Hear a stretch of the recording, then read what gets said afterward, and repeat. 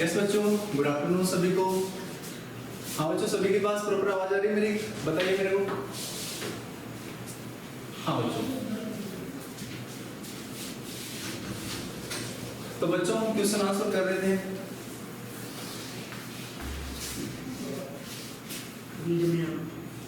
Yes बच्चों, देखिए बच्चों,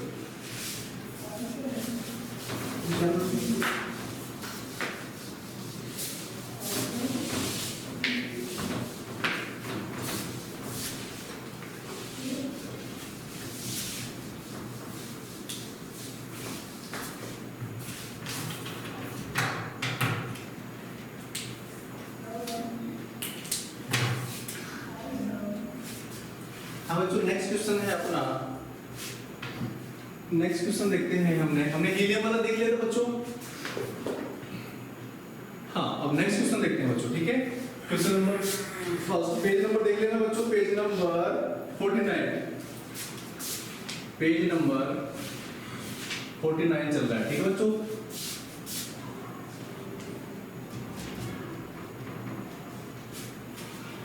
क्लास है बच्चों आपकी 9th क्लास। देखिए बच्चों, यहाँ पे हम बात करते हैं क्वेश्चन नंबर फर्स्ट की। On the basis of Thompson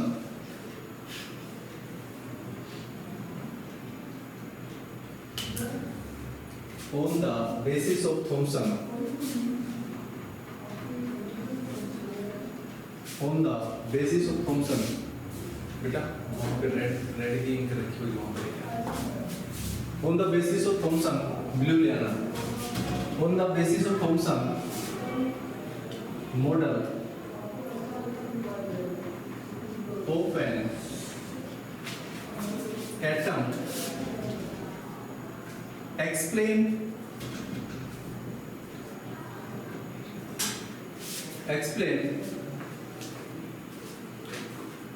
blank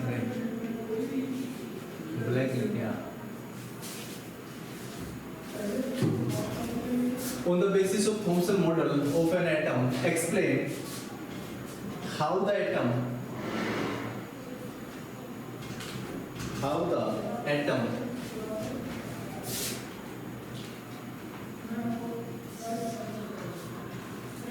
is neutral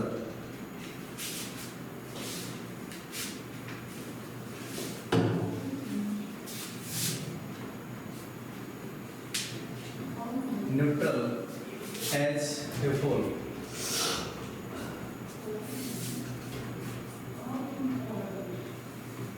हाँ बच्चों, थॉमसन मॉडल है।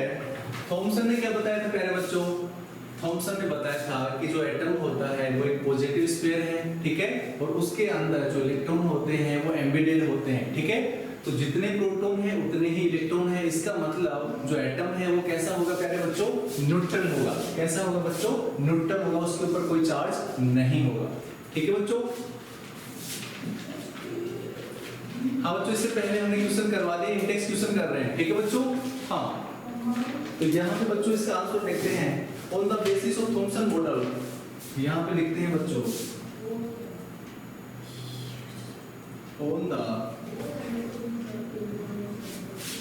on the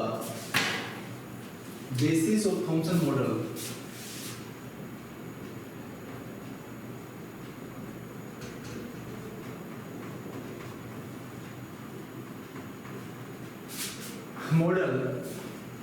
of an atom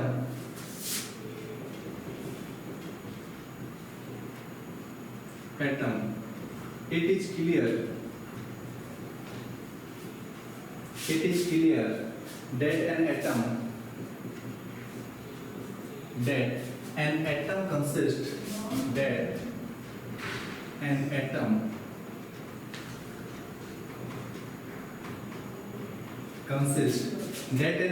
consists of a positively charged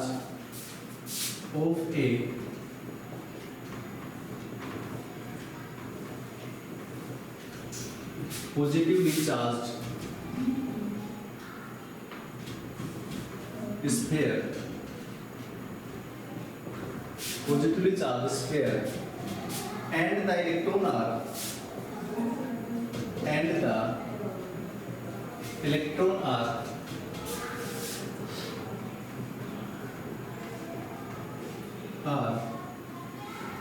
embedded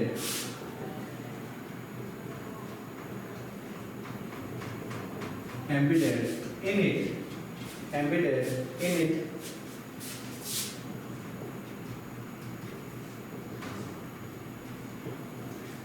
उसके बाद है बच्चों as the negative and positive charge, as the negative and positive charge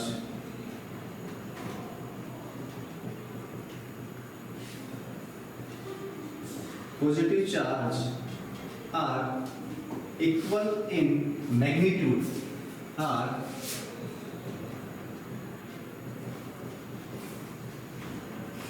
equal in magnitude। अभी बताया मैंने जितने प्रोटॉन है उतने ही क्या है इलेक्ट्रॉन। इक्वल इन मैग्नीट्यूड, उनका जो आयाम है वो क्या है सेम है magnitude. So the atom is electrically neutral. So atom is electrically neutral। ठीक है बच्चों, तो जो एटम होता है वो इलेक्ट्रिकली क्या होता है प्यारे बच्चों, न्यूट्रल होता है। ठीक है, थॉमसन ने बताया कि एटम एक पॉजिटिव स्फीयर होता है और उसके अंदर इलेक्ट्रॉन एम्बेडेड होते हैं। जितने प्रोटॉन है, जितने नंबर ऑफ प्रोटॉन है उतने ही क्या है प्यारे बच्चों, नंबर ऑफ इलेक्ट्रॉन है। इसलिए हम बोल सकते हैं कि एटम इलेक्ट्रिकली कैसा होता है प्यारे बच्चों, न्यूट्रल होता है। एक बार आप इसका स्क्रीनशॉट ले, उसके बाद हम नेक्स्ट क्वेश्चन की बात करते हैं। ठीक है बच्चों, तो मैंने स्क्रीनशॉट ले लिया, आई होप आप सबने स्क्रीनशॉट ले लिया होगा। अब बच्चों देखो यहाँ पे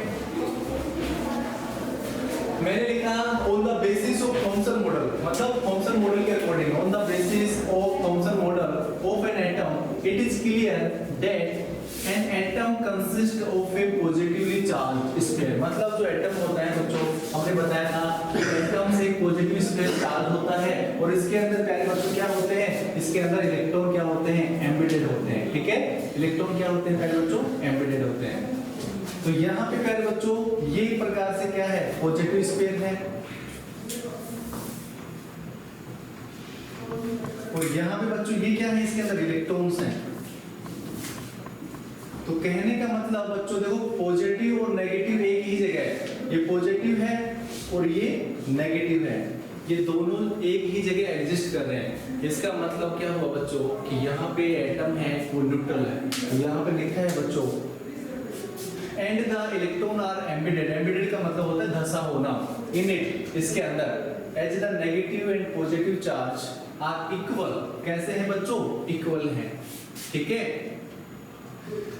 और उसका मैग्नीट्यूड क्या है बच्चों, इक्वल है। इसका मतलब क्या हुआ कि जो एटम होता है बच्चों, एटम होता है वो इलेक्ट्रिकली क्या है प्यारे बच्चों, न्यूट्रल होता है अकॉर्डिंग टू थॉमसन मॉडल। सभी बच्चों की समझ में आया? Very good.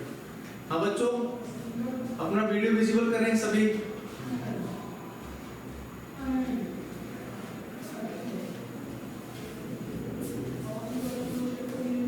हाँ बच्चों, अब आप बात करते हैं प्यारे बच्चों नेक्स्ट क्वेश्चन की।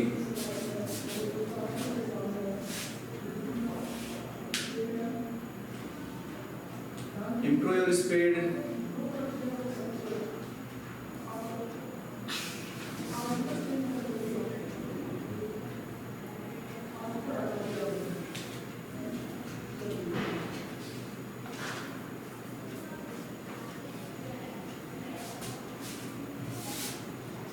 हाँ बच्चों नेक्स्ट क्वेश्चन है हमारा रदरफोर्ड जो मॉडल था। हाँ बच्चों रदरफोर्ड जो मॉडल था, रदरफोर्ड ने कौन से सब एटॉम के बारे में बताया था? बताओ मेरे को टाइप करके जल्दी से बताओ। रदरफोर्ड ने कौन से सब एटम्स के बारे में बताया था? इलेक्ट्रॉन के बारे में बताया था, प्रोटॉन के बारे में बताया था, न्यूट्रॉन के बारे में बताया था। जल्दी बताओ।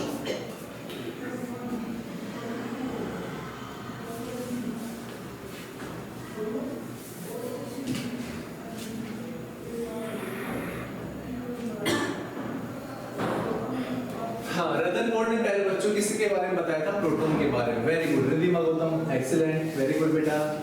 हाँ, आगे देखो हम बात करते हैं पहले बच्चों नेक्स्ट क्वेश्चन की।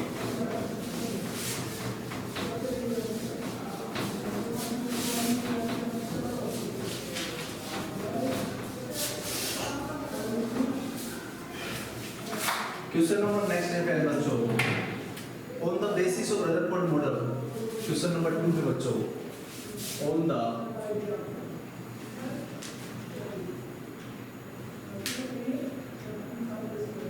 basis of Rutherford model,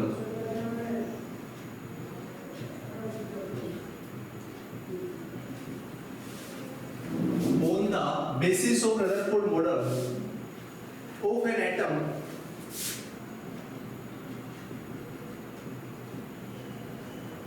which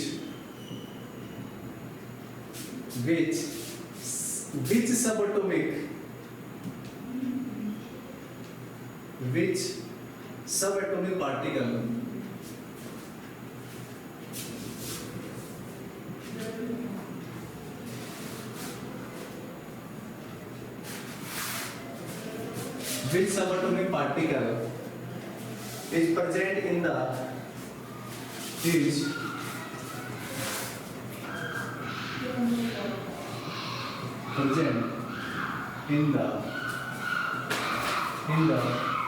nucleus of atom, in the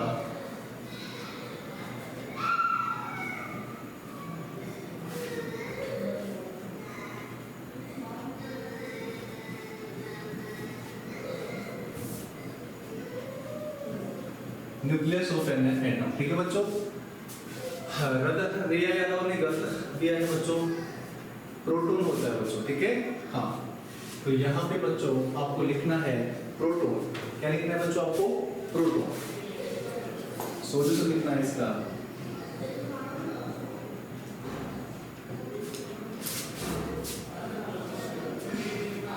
तो लिखना है यहाँ पे on the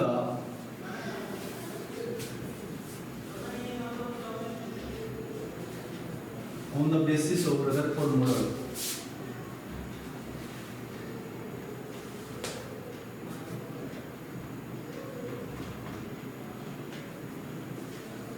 of an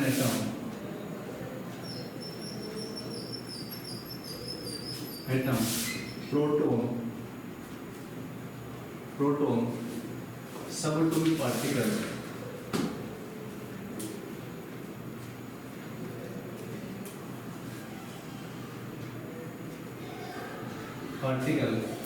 is present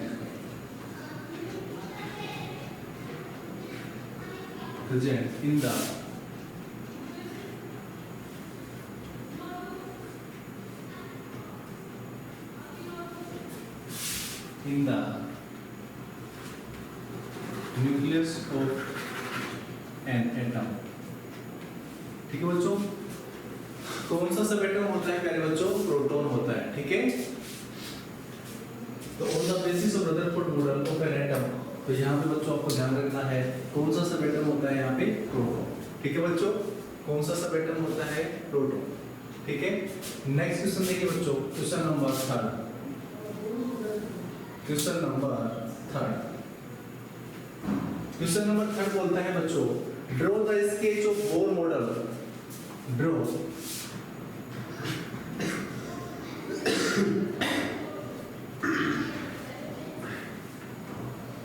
sketch of draw the sketch of Bohr model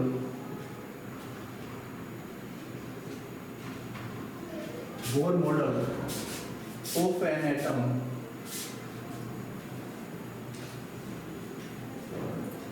atom with the 3 cells।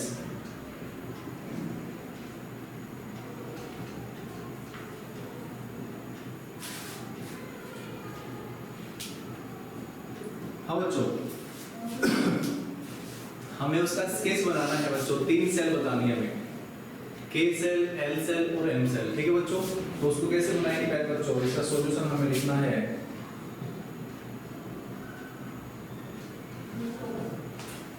देखो बच्चों हमें सबसे पहले तो प्यारे बच्चों क्या बनाना है, न्यूक्लियस बनाना है, ठीक है बच्चों। उसके बाद हमें बनानी है के सेल,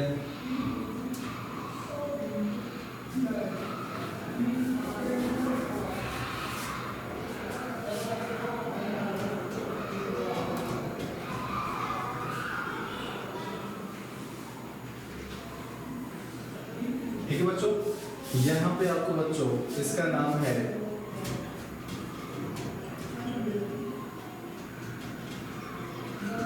न्यूक्लियस, ठीक है बच्चों। इसका नाम क्या है बच्चों, न्यूक्लियस।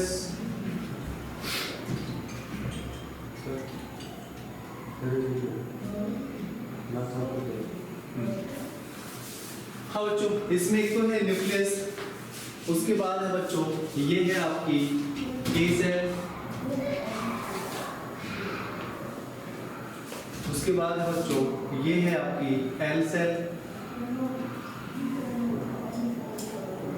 और ये है बच्चों आपकी एम सेल। के सेल, एल सेल और एम सेल, और ये क्या है बच्चों, न्यूक्लियस है, ठीक है। के सेल, एल सेल और एम सेल।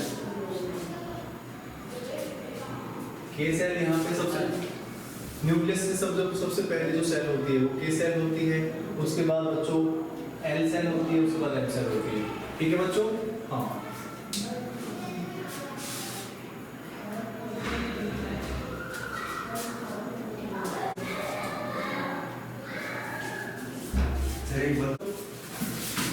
अब हम बात करते हैं नेक्स्ट क्वेश्चन।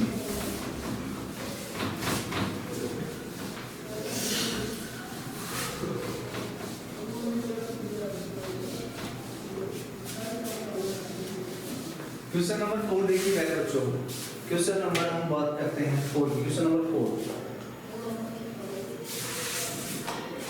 क्वेश्चन नंबर 4 है बच्चों, what do you think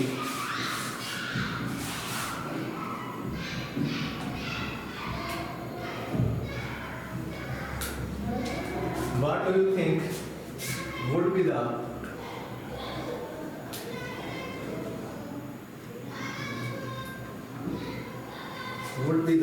observation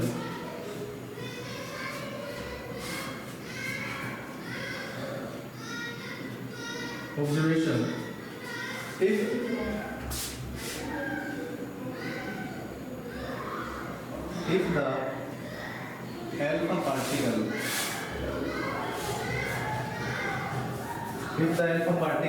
scattering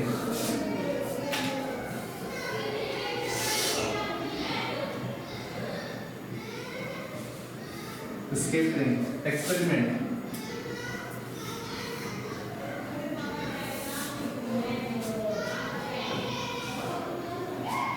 is carried out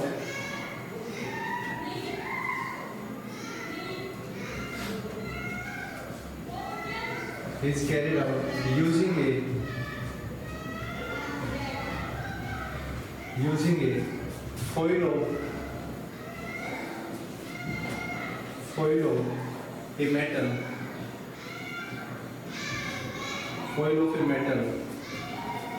other than gold। यदि हम गोल्ड की जगह दूसरा मेटल लें अदर देन, तो बच्चों वहां पे भी वही होगा जो गोल्ड फॉइल पे हो रहा था। बस ये है कि गोल्ड फॉइल पतली थी तो वहां पे हमें एक्सपेरिमेंट ऐसे कैसे दिख रहा था, ठीक है बच्चों। हाँ, तो यहाँ पे बच्चों इसका आंसर लिखना है if we use any other metal foil,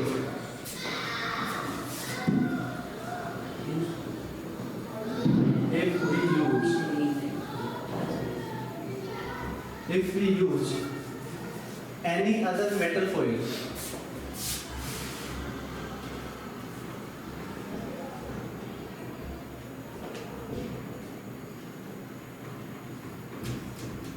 ठीक है बच्चों, वो ही होगा सब कुछ। if we use any other metal foil the observation of the alpha particle the observation of alpha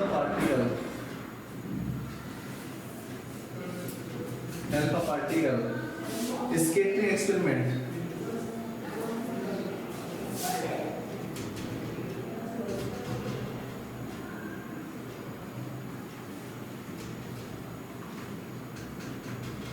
scattering experiment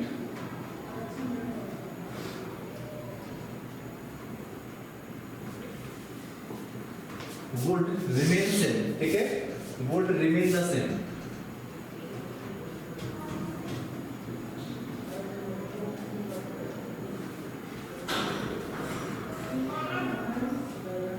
ठीक है बच्चों, बिल्कुल वैसा ही होगा जैसे वहां पे हमने किया था गोल्ड फॉइल के साथ में। ठीक है बच्चों, तो यहाँ पे लिखना है बच्चों, if we use any other metal foil, the observation of alpha particle scattering experiment would remain the same. ठीक है बच्चों, हाँ इसे स्क्रीनशॉट ले बच्चों।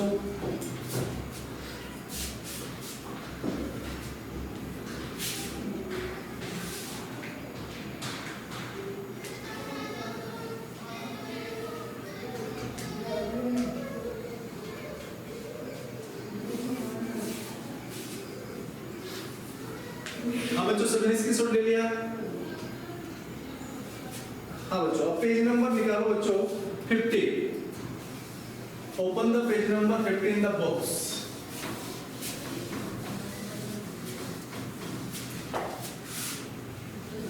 अब हम बात करेंगे पहले बच्चों पेज नंबर 50 पे जो क्वेश्चन है, ठीक है। और यहाँ पे पहला क्वेश्चन है बच्चों,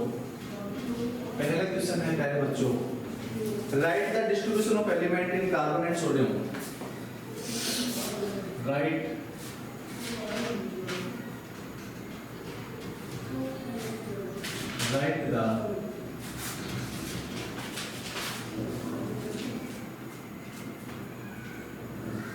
the distribution of electron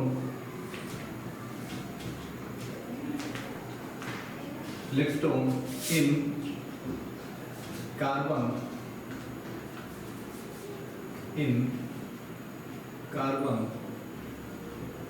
and sodium.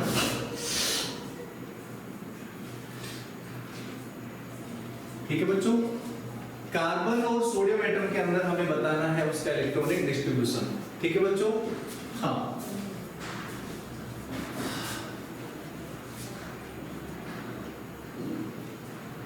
तो सबसे पहले बात करते हैं पहले बच्चों फॉर कार्बन।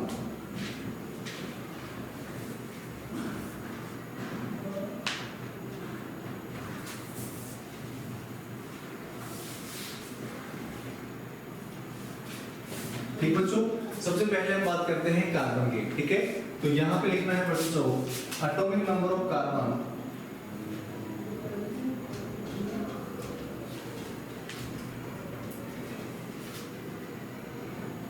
और एटॉमिक नंबर को किससे रिप्रेजेंट करते हैं प्यारे बच्चों? Z से। कितना होता है कार्बन का एटॉमिक नंबर प्यारे बच्चों? 6 होता है। उसके बाद ध्यान रखना number of proton, number of proton भी कितने हैं? नंबर ऑफ प्रोटॉन को किससे लिखते हैं बच्चों? P से। ये भी कितने हैं प्यारे बच्चों? 6 ही हैं। उसके बाद नंबर ऑफ इलेक्ट्रॉन, कार्बन की बात करें, ठीक बच्चों, नंबर ऑफ इलेक्ट्रॉन और इलेक्ट्रॉन को प्यारे बच्चों किससे लिखते हैं? E से। ये भी कितने हैं प्यारे बच्चों? 6। तो यहां पे हम बात करते हैं इलेक्ट्रॉनिक डिस्ट्रीब्यूशन,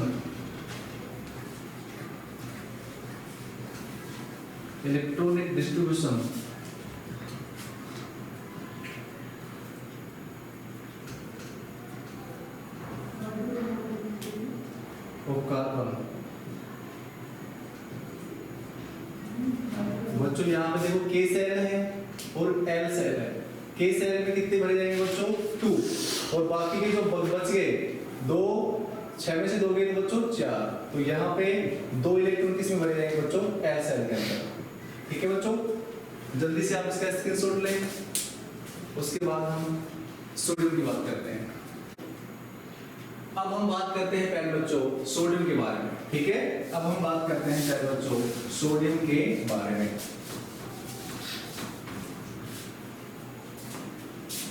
नेक्स्ट है बच्चों फॉर सोडियम।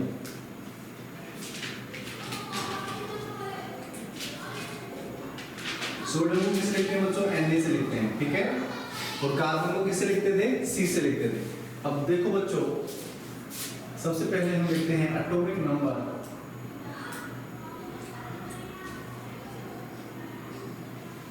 Of sodium. कितना एटॉमिक नंबर को किस लिखते हैं बच्चों? Z से लिखते हैं, ठीक है। एटॉमिक नंबर ऑफ सोडियम कितना होता है प्यारे बच्चों? बताओ। 11 होता है। कितना होता है प्यारे बच्चों? 11 होता है, ठीक है। हाँ, उसके बाद बच्चों number of proton, number of proton कितने हैं बच्चों इसके अंदर? 11 ही है। नंबर ऑफ इलेक्ट्रॉन कितने हैं बच्चों? वो भी इक्वल ही है। Number of electron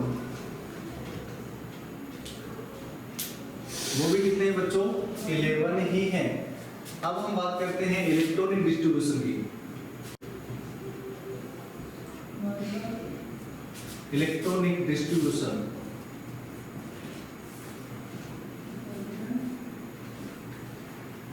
of carbon या इन कार्बन।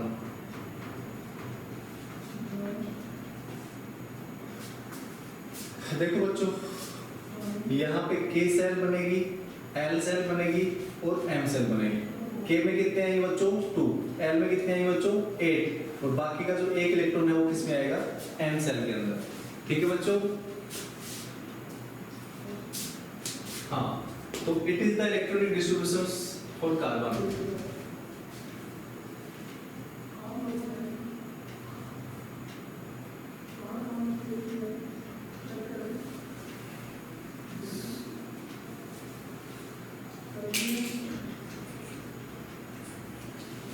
हाँ बच्चों, ध्यान दो इधर स्क्रीन पे देखिए सभी।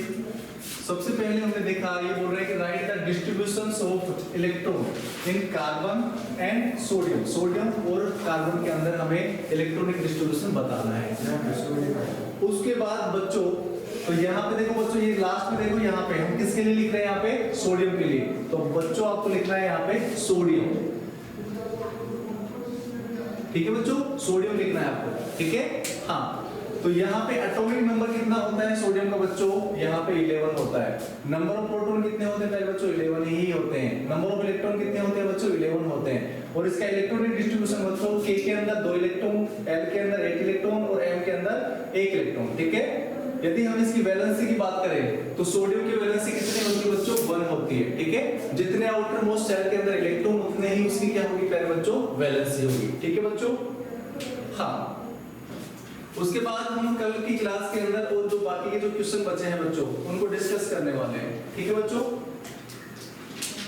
हाँ, आज के लिए इतनी ही बात करते हैं बच्चों, मिलते हैं हम नेक्स्ट क्लास में। ओके बच्चों, बाय बाय।